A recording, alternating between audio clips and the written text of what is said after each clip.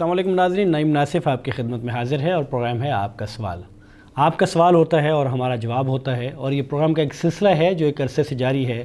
اور اللہ کی توفیق سے لوگ اس سے فائدہ اٹھاتے ہیں، اور ہم یہ سمجھتے ہیں کہ انشاءاللہ تعالی ہمارے لیے یہ صدقہ جاریہ بھی ہوگا اور ایک نیکی کا سبب ہے۔ ناظرین، پچھلے 2 پروگرامز میں ہم نے ذکر کیا ہے کہ جنازہ کے مسائل کیا ہوں گے۔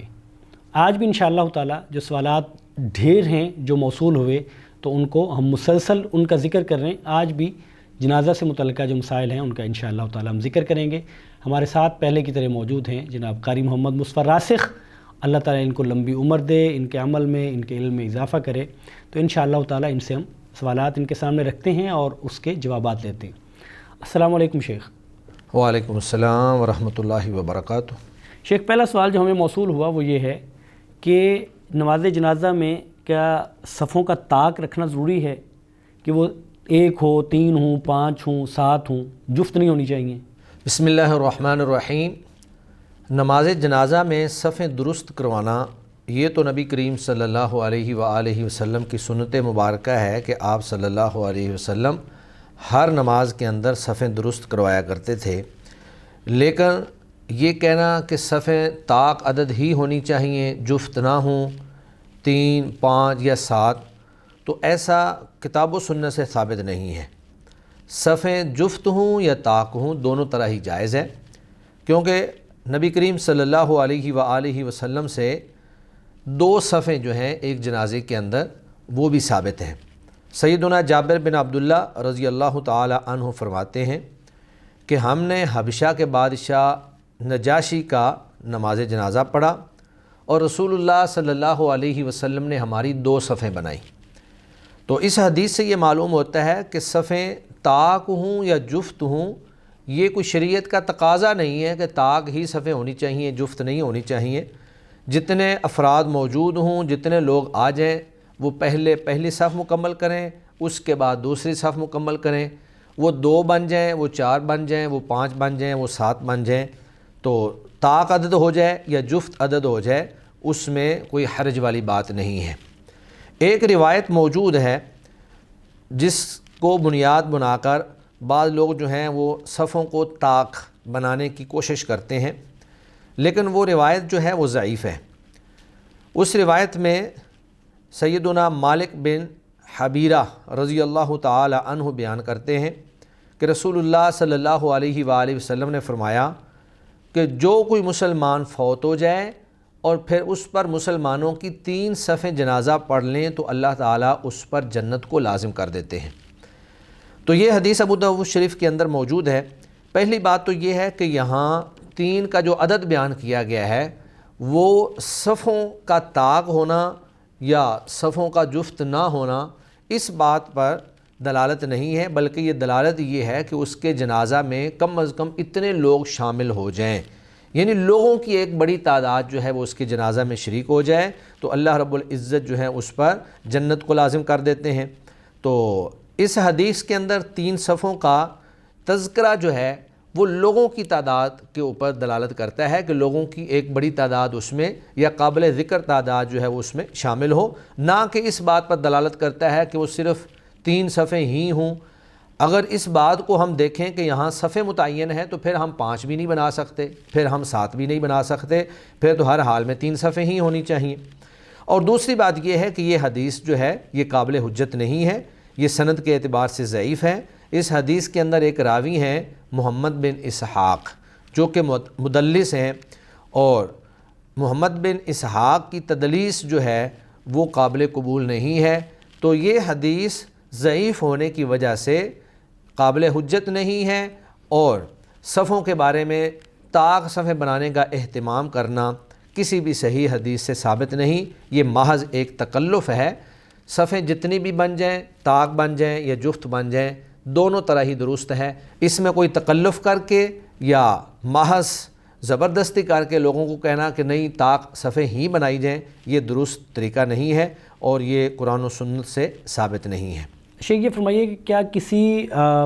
میت کو رات کے وقت میں دفن کیا جا سکتا ہے؟ اس میں کوئی شرعی اعتبار سے کوئی ممانع تو نہیں ہے؟ جی، میت کو رات کو بھی دفن کیا جا سکتا ہے، اس میں ممانعت والی یا حرج والی کوئی بات نہیں ہے۔ امام بخاری رحمہ اللہ نے ایک باب قائم کیا ہے کہ میت کو رات کو دفن کرنا، اور اس کے بعد پھر اس میں مصنف ابن ابی شیبہ کی روایت جو ہے وہ لے کر آئے ہیں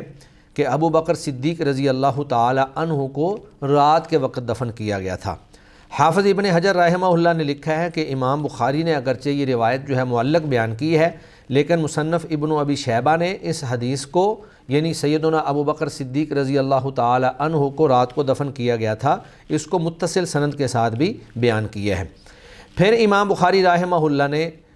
اپنی متصل سند سے ہی بیان کیا ہے کہ سیدنا ابو بکر صدیق رضی اللہ تعالی عنہ کو صبح کی نماز سے کچھ دیر پہلے جو ہے وہ دفن کیا گیا تھا۔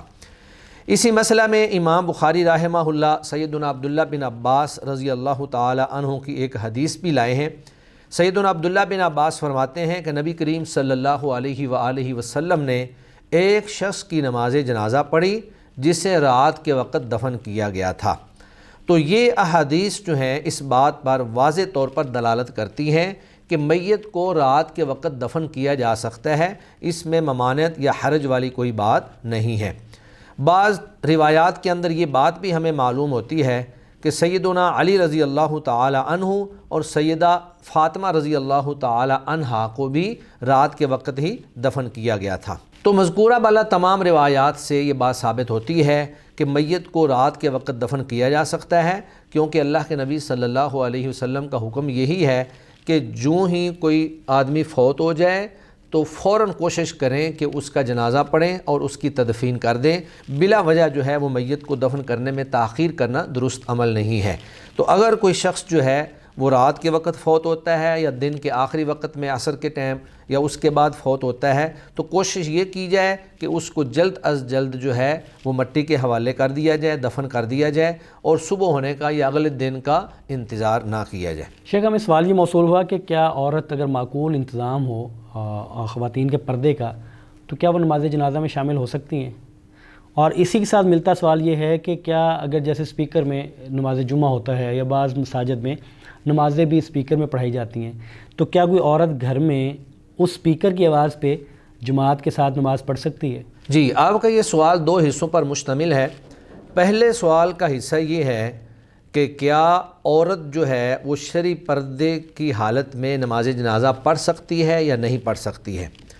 تو عورت کے لیے نماز جنازہ میں شرکت کرنا شرعاً درست اور جائز عمل ہے، اور اس میں ممانعت والی کوئی بات ثابت نہیں ہے۔ سیدہ عائشہ رضی اللہ تعالی عنہا سے مروی ہے کہ انہوں نے مسجد میں سیدنا سعد بن ابی وقاص رضی اللہ تعالی عنہ کی نماز جنازہ پڑھی، لیکن موجودہ دور میں جو بڑے اہتمام کے ساتھ اور دھوم دھام کے ساتھ عورتوں کو باقاعدہ جنازوں کے اندر شرکت کے لیے لے جایا جاتا ہے، بسوں کا اہتمام کیا جاتا ہے، تو یہ طرز عمل جو ہے یہ درست نہیں ہے۔ عمومی طور پر عورتیں اگر نماز جنازہ میں شرکت کرنا چاہیں تو وہ کر سکتی ہیں، اس میں کوئی حرج والی بات نہیں ہے۔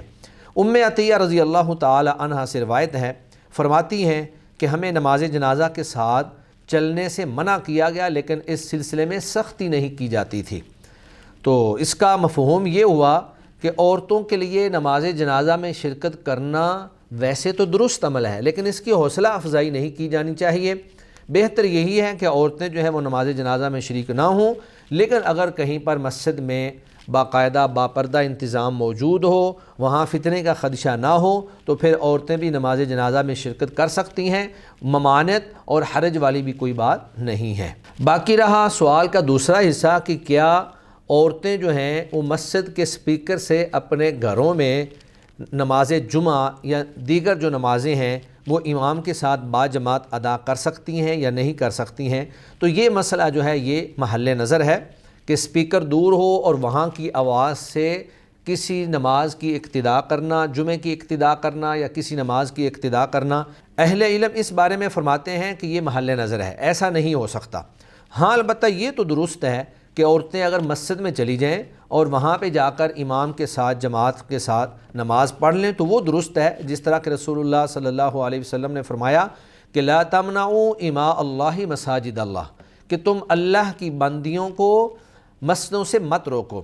حضرت ابن عمر رضی اللہ تعالی عنہما سے روایت ہے کہ رسول اللہ صلی اللہ علیہ وسلم نے فرمایا کہ کہ تم عورتوں کو مسجدوں میں جانے سے مت روکو، لیکن ان کے لیے گھر میں نماز پڑھنا زیادہ بہتر ہے۔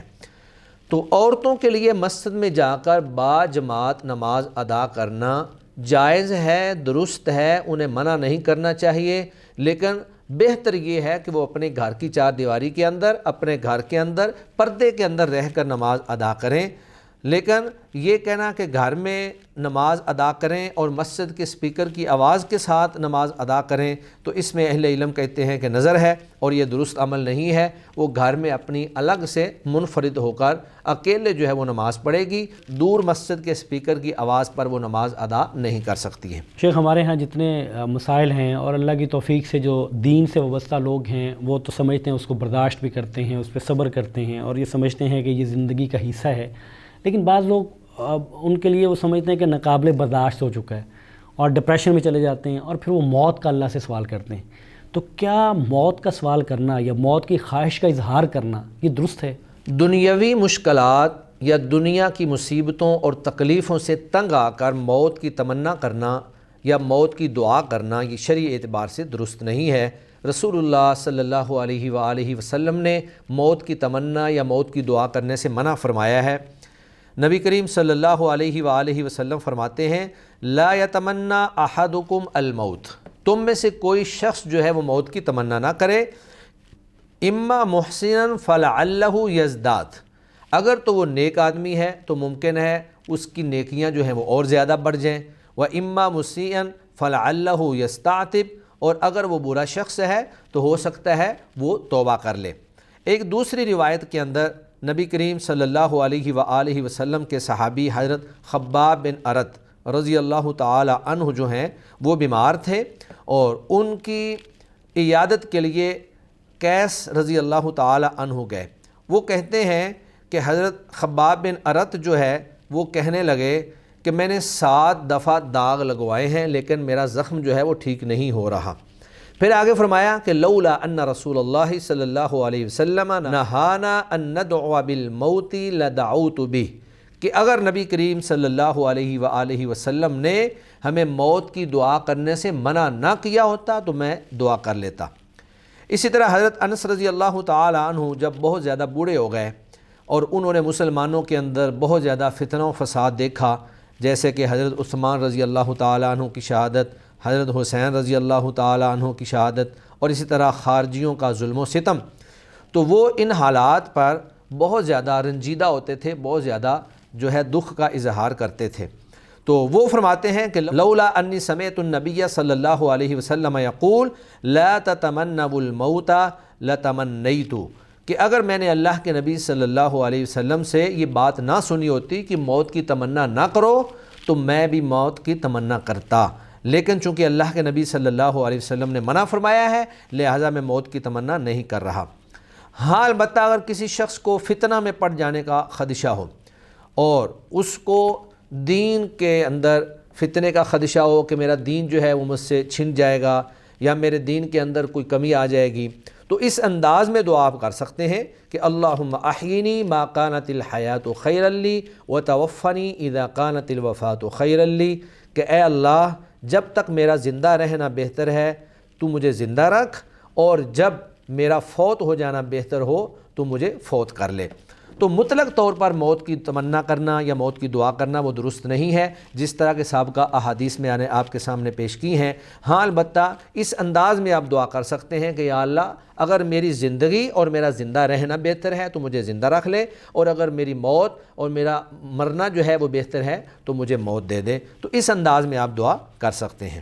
بہت شکریہ شیخ، جزاکم اللہ خیر۔ ناظرین، یہ تھا آج کا پروگرام اور اس میں جنازہ سے متعلق سوالات اور ان کے جوابات۔ ہمارے ساتھ رہیے، ہمارے چینل کو سبسکرائب کریے اور اس کے ساتھ جڑے رہیے۔ اللہ کی توفیق سے خالص قرآن و سنہ کی بات ہے، خالص کتاب و سنہ کی بات ہے، خالص صحیح اور مستند تعلیمات ہیں۔